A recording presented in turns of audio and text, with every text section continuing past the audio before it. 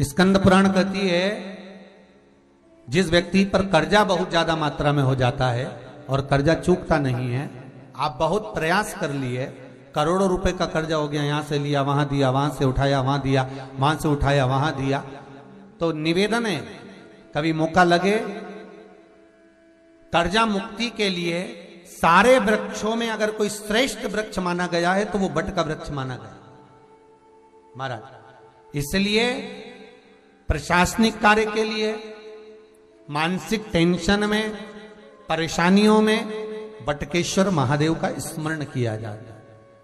और यदि निवेदन करूंगा बहुत ज्यादा, यदि आपको कर्जा हो गया है, बहुत ज्यादा कर्जा हो गया और वो कर्जा चूक ही नहीं रहा, तो थोड़े दिन बड़ के पेड़ के नीचे आप बटकेश्वर महादेव के लिए 1 लोटा पानी, उसमें थोड़ा सा पिसा हुआ चावल पीस के गला लेना चावल को और पीस लेना, पीस के उस पानी में मिला लेना और मिलाकर उसमें थोड़ी सी हल्दी पिसी हुई डालकर बटकेश्वर महादेव के नाम से बड़ के पेड़ के नीचे अपनी कामना कर कर जो कर्जा हुआ है उस कर्जे का भान देते हुए, स्मरण देते हुए छोड़ दीजिए।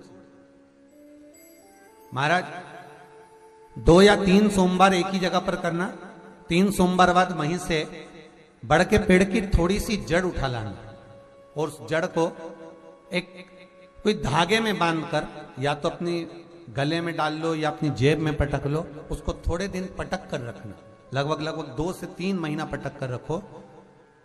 वो जड़ जैसे बड़ का पेड़ विस्तार होता है, पानी गिरे ना गिरे, जल वृष्टि हो ना हो, गर्मी पड़े ना पड़े, उसको कोई फर्क नहीं पड़ता, बड़ का वृक्ष आप रूप फैलता जाता, उसकी जड़ें अपने आप प्रबल होती है। उसी तरह ये बटकेश्वर महादेव कहीं से भी अगर जड़ आपके पास में रखी है 1 महीना 2 महीना 3 महीना तक, तो ये जड़ अपने आप लक्ष्मी को पकड़कर खींच कर लाती है और कर्जे से मुक्त कर दे। बटकेश्वर महादेव का स्मरण सुख का देना हो।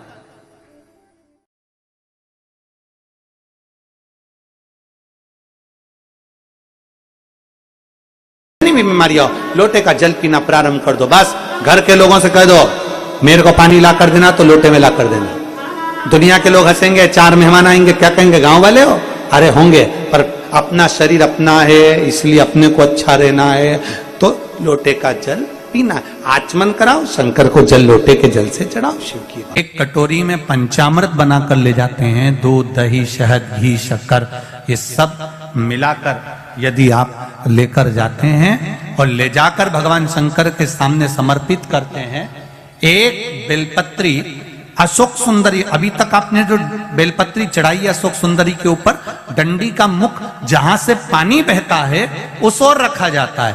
पर जब हमें ऐसा लग रहा है कि हमारे पितृ भूखे हैं या हमारे पूर्वज प्यासे हैं या उनको भाग नहीं मिल रहा, इसलिए मेरा कोई काम नहीं हो रहा, इसलिए शिव राजी नहीं हो रहा है, तो ये बेलपत्री के भाग को बदल दिया जाता है। ये बेलपत्री अशोक सुंदरी की जगह पर जब चढ़ाया जाता है तो ये पत्ती का जो भाग है जहां से पानी बहता है उस ओर रखा जाता है और ये डंडी का भाग शिवलिंग की ओर रखा जाता है। और यहीं पर भगवान शंकर को जो तुम पंचामृत बनाकर लेकर गए हो वो पंचामृत चढ़ाया जाता है और वही पंचामृत थोड़ा सा शिवलिंग पर चढ़ा दिया जाता है। उसके बाद में पितृ पूर्वज जल की आस नहीं रखते, न भोजन की आस रखते हैं, क्योंकि शंकर उनको तृप्त कर देते हैं, शिव उनको पूर्ण कर देते हैं। ध्यान देना इस कथा पर, शिव के मंदिर में कभी भी जाओ,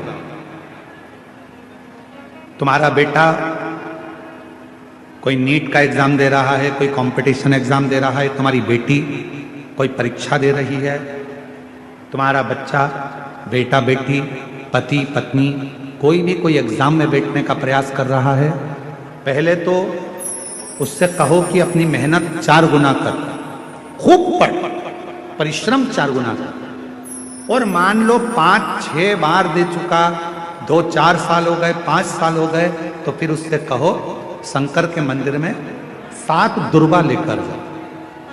कितनी दुर्वा? यहां क्या बोलते हैं झारखंड में, दुर्वा कि दूब बोलते हैं? दुर्वा 7 दुर्वा शिव के मंदिर में लेकर गए। जब जल का पात्र साथ में, 7 दुर्वा को नीचे की ओर रखो, हथेली पर जल का पात्र हाथ में लेकर भगवान देवाधिदेव महादेव को जल समर्पित करो। 7 दुर्वा में से 6 दुर्वा षडानंद कार्तिकेय जी को समर्पित कर दो। 1 दुर्वा भगवान शंकर के शिवलिंग पर चढ़ा दो। अपने हाथ की 3 उंगलियां शिवलिंग का स्पर्श करो और अपनी कामना कहकर, बाबा बहुत एग्जाम दे चुका हूं, बेटा बेटी ने बहुत परीक्षा दी है, हो नहीं रहा बाबा, अब आपके भरोसे है। बाबा को विनय करो, शिव जी पे चढ़ी दुर्वा वापिस लेकर आओ।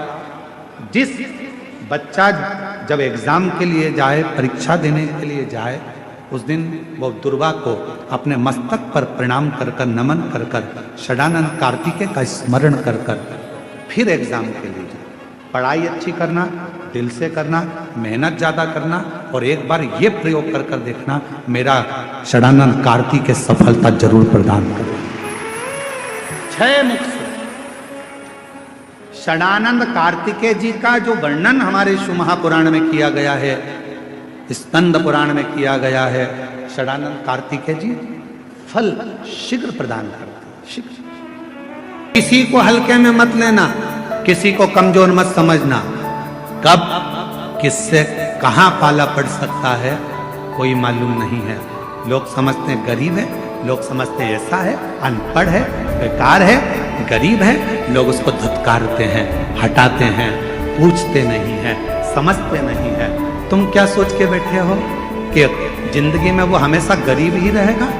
शिव पुराण की कथा कहती है, अगर मेरे बाबा देवाधिदेव महादेव के भजन में वो लग गया, भले गरीब है, तुमने नहीं पूछा, सम्मान नहीं दिया, आदर नहीं किया, सत्कार नहीं किया, उसको कुछ भी नहीं किया तुम लोगों ने, और वो गरीब था, गरीब था, गरीब था, और एक दिन वो शिव पुराण की कथा में पहुंच गया और उसने अपने मंदिर में 1 लोटा जल चढ़ाना प्रारंभ कर दिया, और एक दिन मेरे महादेव ने उसका हाथ पकड़कर उसे उन्नति की सीढ़ी पर चढ़ा दिया, तो एक दिन तुमको भी उसके हाथ जोड़ना पड़ सकता। उस महाभारत के चरित्र को घर में बैठकर थोड़ा सा पढ़ो।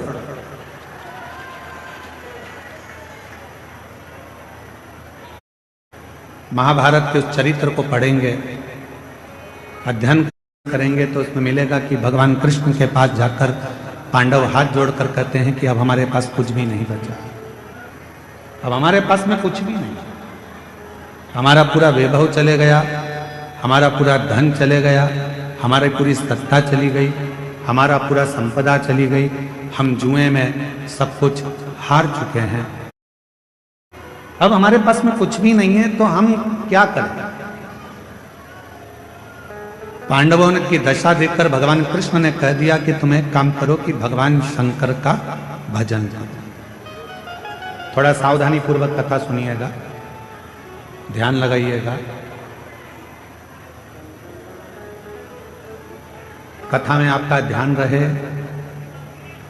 बहुत दूर दूर से आप लोग आए हो और कथा वर्णन कर रही है, पांडव विनय कर रहे हैं, हम क्या करें? महाभारत का वन पर्व कह रहा है। भगवान कृष्ण ने कह दिया कि तुम शिव की आराधना करो, भगवान शंकर की साधना करो। शिव की आराधना, हाँ।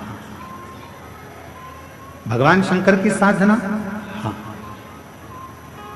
इतने में भीम ने कहा कि एक काम करते हैं, अगर शिव जी की ही आराधना करना है, साधना करना है, और शंकर भगवान यदि हमें सब कुछ दे सकते हैं, तो हम सीधे कैलाश पर चले जाते हैं, और हम सीधे कैलाश पर जाएंगे, और कैलाश पर जाकर हम भगवान शंकर की आराधना करेंगे, साधना करेंगे, तब तो भगवान शंकर हम पर प्रसन्न हो जाएंगे, और शिव जी अगर हम पर प्रसन्न हो गए तो भगवान शंकर हमको वापिस सब कुछ दे देंगे। तो एक काम करते हैं कि हम सीधे कैलाश चले जाए, और हम कैलाश जाकर, कैलाश में पहुंचकर भगवान शिव की आराधना साधना करते, सीधे कैलाश। अब जरा चरित्र पर ध्यान देना कि भगवान कृष्ण खुद कह रहे हैं कि भीम, जाने को तो तुम कैलाश जा सकते हो,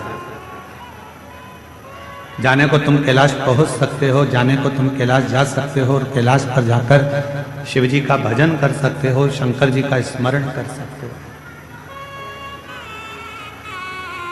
शिव की भक्ति कर सकते हो, मना नहीं। पर हम जानते हैं तुम सीधे अगर कैलाश तक पहुंच भी गए, मालूम पड़े मुख्यमंत्री के दरवाजे तक पहुंच भी गए, प्रधानमंत्री के दरवाजे तक, राष्ट्रपति के दरवाजे तक पहुंच भी गए, और वहां जाकर खड़े होकर तुम आवाज लगा रहे हो कि भैया जाकर बोलो मैं आया हूं, तो द्वारपाल पूछेंगे तुम कौन हो? तो कहा कि बस जाकर कह दो कि मैं आया हूं, मेरा नाम लेकर बोल दो कि मैं आया हूं। पहचान ही नहीं है तुम्हारी, जानते ही नहीं हो तुम। प्रधानमंत्री के पास द्वारपाल जाकर बोल भी देगा कि कोई राम प्रकाश आया है आपसे मिलने के लिए, प्रधानमंत्री जी बोलेंगे कि कौन राम प्रकाश? मुख्यमंत्री से जाकर कहा कोई कमलेश आया है, कौन कमलेश? पुकार लोगे, विनय कर लोगे, निवेदन। भगवान कृष्ण कह रहे हैं भीम, कैलाश पर जाकर भजन करना सरल है, पहुंच जाओगे, बैठ जाओगे, पुकार लोगे, विनय कर लोगे, निवेदन कर लोगे, बाबा को बार बार पुकार लोगे, पर याद रखना वहां बाबा तुम्हारी पुकार को सुन भी लेंगे तो भी तुम्हें कुछ दे नहीं पाएंगे, कुछ दे नहीं पाएंगे।